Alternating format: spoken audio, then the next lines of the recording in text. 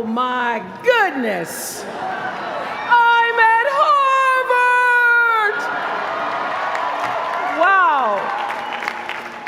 To President Faust, my fellow honorands, Carl, that was so beautiful. Thank you so much. And James Rothenberg, Stephanie Wilson, Harvard faculty, with a special bow to my friend, Dr. Henry Louis Gates. All of you alumni, with a special bow to the class of '88 and your $115 million.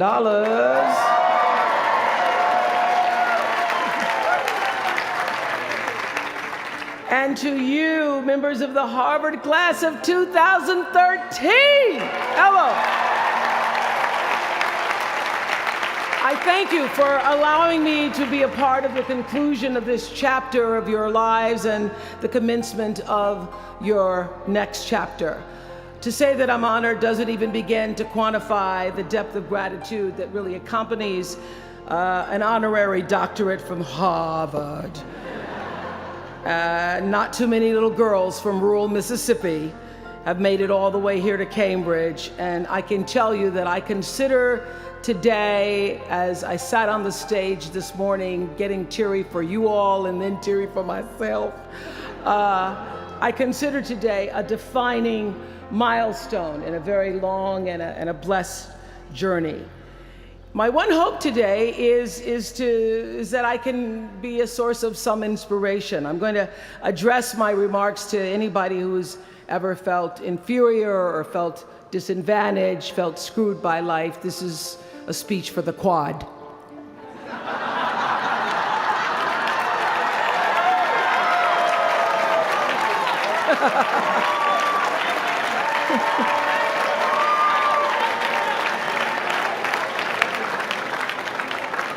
Actually, I was so honored. I wanted to do something really special for you. I wanted to be able to have you look under your seats and there would be free master and doctor degrees. But I see you got that covered already. I will be honest with you. I felt a lot of pressure over the past few weeks to come up with something that I could share with you that you hadn't heard before, because after all, y'all went to Harvard, I did not. But then I realized that you don't have to necessarily go to Harvard to have a driven, obsessive, type A personality, but it helps. And while I may not have graduated from here, I admit that my personality is about as Harvard as they come. You know, my television career began unexpectedly. As you heard this morning, I was in the Miss Fire Prevention contest. That was when I was 16 years old in Nashville, Tennessee, and you had the requirement of having to have red hair in order to win, up until the year that I entered. So they were doing the question and answer period, because I knew I wasn't going to win in the swimsuit competition. So during the question and answer period, the question came, "Why, young lady, what would you like to be when you grow up?" And by the time they got to me, all the good answers were gone. So I had seen Barbara Walters on the Today Show that morning, so I answered, "I would like to be a journalist. I would like to tell other people's stories in a way that makes a difference in their lives and the world." And as those words were coming out of my mouth, I went, "Whoa, this is pretty good. I would like to be a journalist. I want to make a difference." Well, I was on television by the time I was 19 years old. And in 1986, I launched my own television show with a relentless determination to succeed. At first, I was nervous about the competition, and then I became my own competition, raising the bar every year, pushing myself as hard as I knew. Sound familiar to anybody here? Eventually, we did make it to the top, and we stayed there for 25 years. The Oprah Winfrey Show was #1 in our time slot for 21 years. And I have to tell you, I became pretty comfortable with that level of success. But a few years ago, I decided, as you will at some point, that it was time to recalculate, find new territory, break new ground. So I ended the show and launched OWN, the Oprah Winfrey Network. The initials just worked out for me. So 1 year later, after launching OWN, nearly every media outlet had proclaimed that my new venture was a flop. Not just a flop, but a big, bold flop, they call it. I can still remember the day I opened up USA Today and read the headline, "Oprah not quite standing on her own." I mean, really, USA Today, now that's the nice newspaper.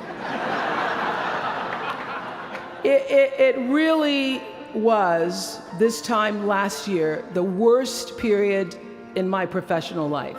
I was stressed and I was frustrated, and quite frankly, I was embarrassed.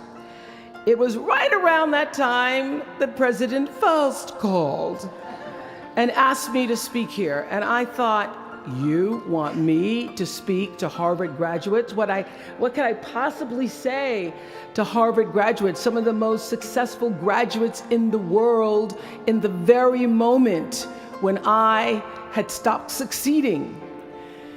So I got off the phone with President Faust and I went to the shower. It was either that or a bag of Oreos. So I chose the shower. And I was in the shower a long time, and as I was in the shower, the words of an old hymn came to me. You may not know it. It's by and by, when the morning comes. And I started thinking about when the morning might come, because at the time I thought I was stuck in a hole. And the words came to me, trouble don't last always, from that hymn. This too shall pass. And I thought, as I got out of the shower, I am going to turn this thing around and I will be better for it. And when I do, I'm going to go to Harvard and I'm going to speak the truth of it. So I'm here today to tell you, I have turned that network around.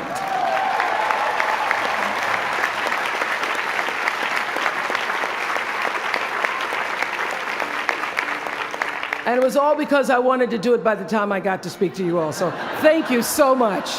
You don't know what motivation, you're down there in the hole. It looks like failure. So this past year, I had to spoon feed those words to myself. And when you're down in the hole, when that moment comes, it's really okay to feel bad for a little while. Give yourself time to mourn what you think you may have lost. But then, here's the key.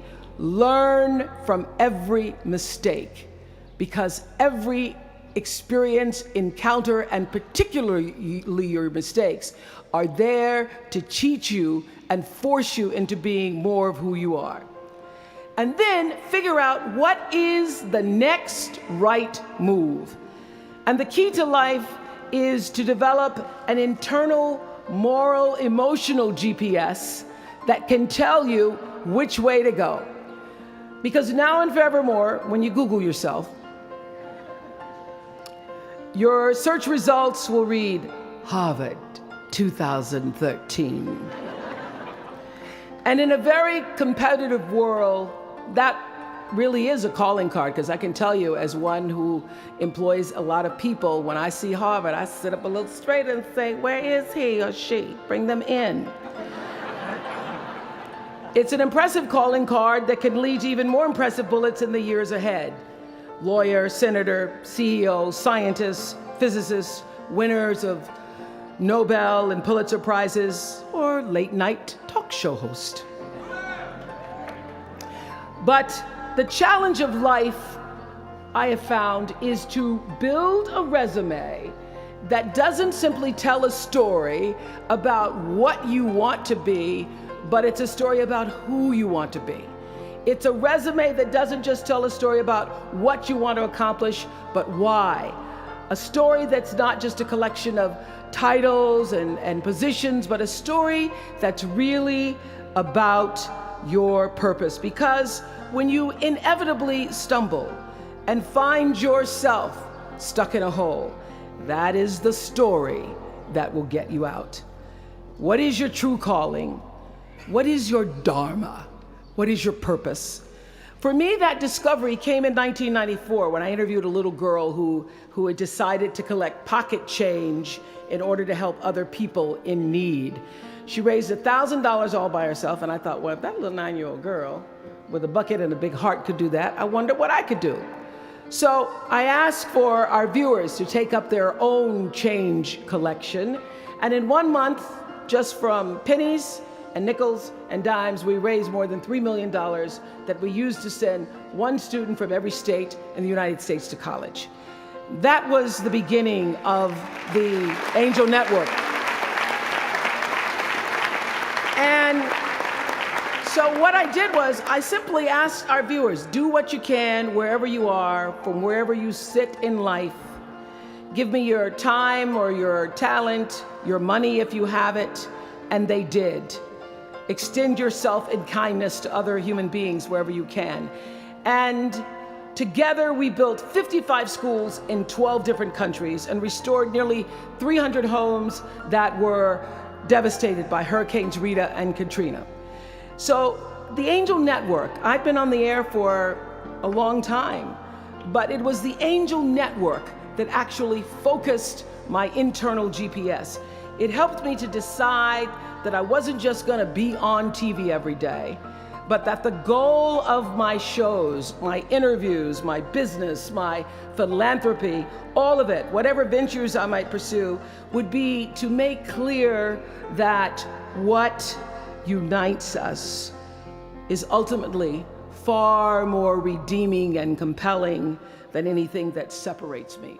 Because what had become clear to me, and I want you to know, it isn't always clear in the beginning, because as I said, I'd been on television since I was 19 years old. But around 94, I got really clear. So don't expect the clarity to come all at once, to know your purpose right away.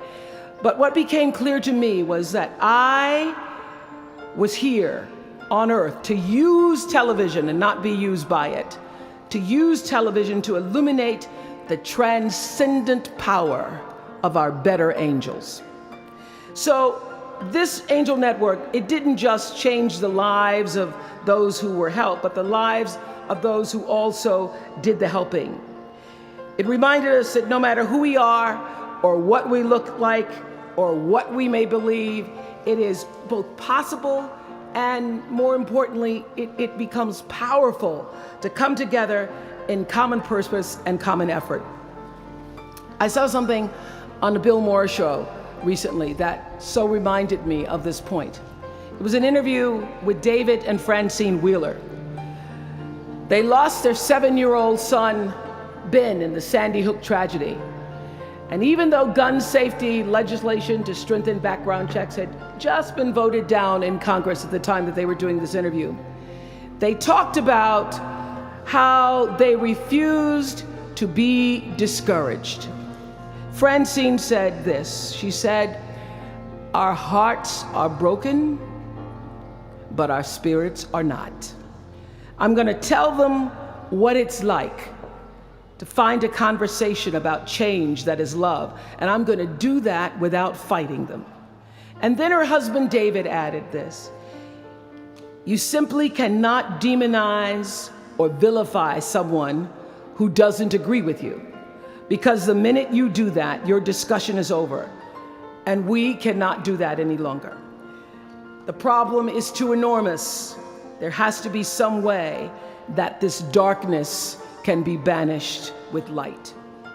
In our political system and in the media, we often see the reflection of a country that is polarized, that is paralyzed, and is self-interested. And yet, I know you know the truth. We all know that we are better than the cynicism and the pessimism that is regurgitated throughout Washington and the 24-hour cable news cycle. Not my channel, by the way. We understand that the vast majority of people in this country believe in stronger background checks because they realize that we can uphold the Second Amendment and also reduce the violence that is robbing us of our children. They don't have to be incompatible.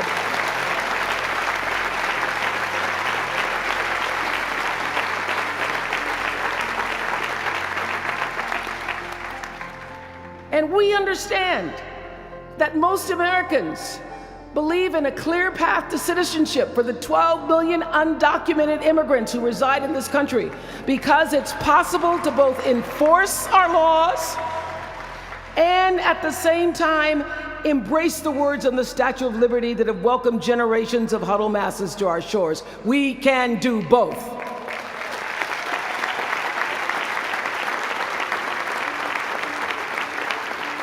And we understand, I know you do because you went to Harvard, that people from both parties and no party believe that indigent mothers and families should have access to healthy food and a roof over their heads and a strong public education. Because here in the richest nation on earth, we can afford a basic level of security and opportunity. So the question is, what are we going to do about it? Really, what are you going to do about it? Maybe you agree with these beliefs, maybe you don't. Maybe you care about these issues, or maybe there are other challenges that you, class of 2013, are passionate about. Maybe you want to make a difference by serving in government. Maybe you want to launch your own television show. Or maybe you simply want to collect some change. Your parents would appreciate that about now. The point is, your generation is charged with this task of breaking through what the body politic has thus far made impervious to change. Each of you has been blessed with this enormous opportunity of attending this prestigious school. You now have a chance to better your life, the lives of your neighbors, and also the life of our country. When you do that, let me tell you what I know for sure. That's when your story gets really good. Maya Angelou always says, when you learn, teach. When you get, give. That, my friends, is what gives your story purpose and meaning. So you all have the power in your own way to develop your own angel network. And in doing so, your class will be armed with more tools of influence and empowerment than any other generation in history. I did it in an analog world. I was blessed with a platform that at its height reached nearly 20 million viewers a day. Now here in a world of Twitter and Facebook and YouTube and Tumblr, you can reach billions in just seconds. You're the generation that rejected predictions about your detachment and your disengagement by showing up to vote in record numbers in 2008. And when the pundits said, they talked about you, they said you'd be too disappointed, you'd be too dejected to repeat that same kind of turnout in the 2012 election, and you proved them wrong by showing up in even greater numbers. That's who you are. This generation, your generation, I know, has developed a finely honed radar for BS. Can you say BS at Harvard? The spin and phoniness and artificial nastiness that saturates so much of our national debate. I know you all understand better than most that real progress requires an authentic way of being, honesty, and above all, empathy.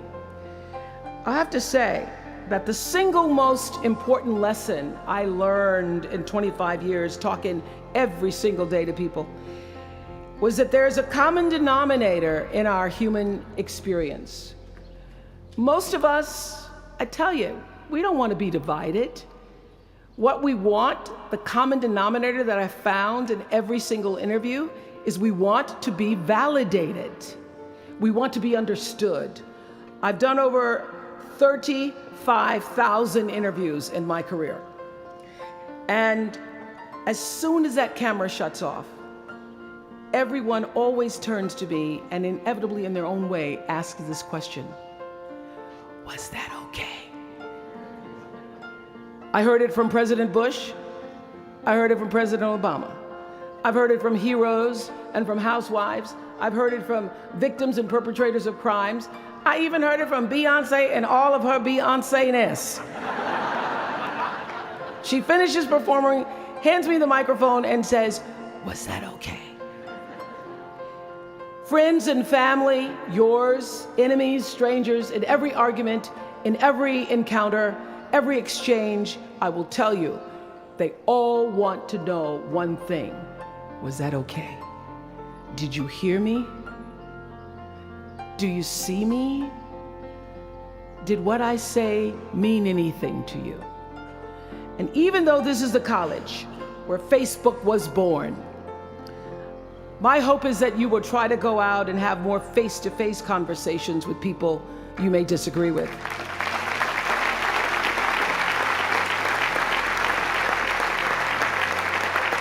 That you'll have the courage to look them in the eye and hear their point of view, and help make sure that the speed and distance and anonymity of our world doesn't cause us to lose our ability to stand in somebody else's shoes and recognize all that we share as a people. This is imperative for you as an individual and for our success as a nation. There has to be some way that this darkness can be banished with light. Says the man whose little boy was massacred on just an ordinary Friday in December. So whether you call it soul or spirit or higher self, intelligence, there is, I know this, there's a light inside each of you, all of us, that illuminates your very human beingness if you let it. And as a young girl from rural Mississippi, I learned long ago that being myself was much easier than pretending to be Barbara Walters. Although when I first started, because I had Barbara in my head, I would try to sit like Barbara, talk like Barbara, move like Barbara. And then one night I was on the news, reading the news, and I called Canada, Canada. And that was the end of me being Barbara. I cracked myself up on TV, couldn't stop laughing, and my real personality came through. And I figured out, oh gee, I can be a much better Oprah than I could be a pretend Barbara. I know that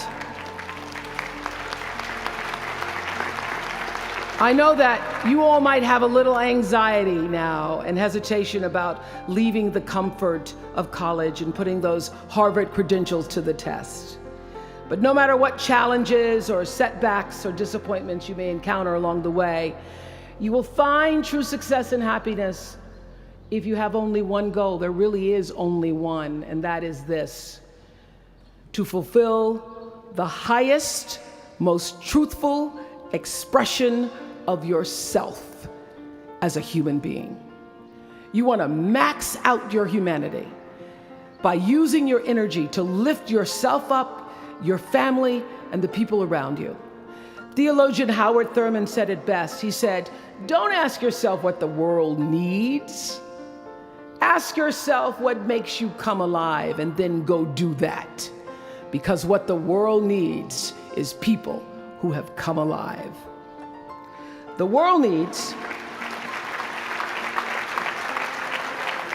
people like Michael Stolzenberg from Fort Lauderdale. When Michael was just 8 years old, Michael nearly died from a bacterial infection that cost him both of his hands and both of his feet. And in an instant, this vibrant little boy became a quadruple amputee, and his life was changed forever. But in losing who he once was, Michael discovered who he wanted to be.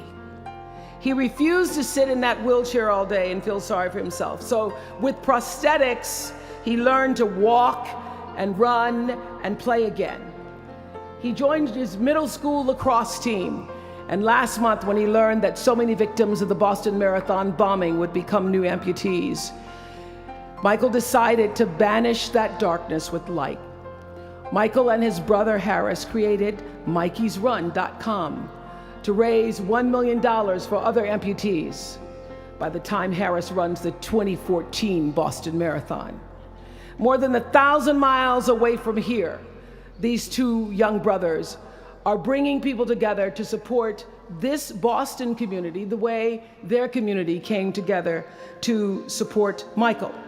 And when this 13-year-old man was asked about his fellow amputees, he said this: first, they will be sad. They're losing something they will never get back. And that's scary. I was scared. But they'll be okay. They just don't know that yet. We might not always know it. We might not always see it or hear it on the news or even feel it in our daily lives. But I have faith that no matter what, class of 2013, you will be okay. And you will make sure our country is okay. I have faith because of that 9-year-old girl who went out and collected the change. I have faith because of David and Francine Wheeler. I have faith because of Michael and Harris Stolzenberg. And I have faith because of you, the network of angels sitting here today. One of them, Khadijah Williams, who came to Harvard 4 years ago. Khadijah had attended 12 schools in 12 years, living out of garbage bags amongst pimps and prostitutes and drug dealers, homeless, going into department stores, Walmart in the morning to bathe herself so that she wouldn't smell in front of her classmates. And today she graduates as a member of the Harvard class of 2013.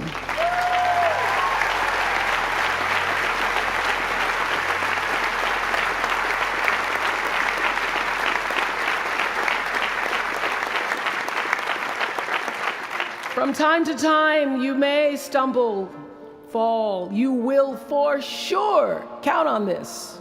No doubt. You will have questions and you will have doubts about your path. But I know this: if you're willing to listen, to be guided by that still small voice that is the GPS within yourself, to find out what makes you come alive, you will be more than okay. You will be happy, you will be successful, and you will make a difference in the world. Congratulations, class of 2013. Congratulations to your family and friends. Good luck, and thank you for listening. Was that okay?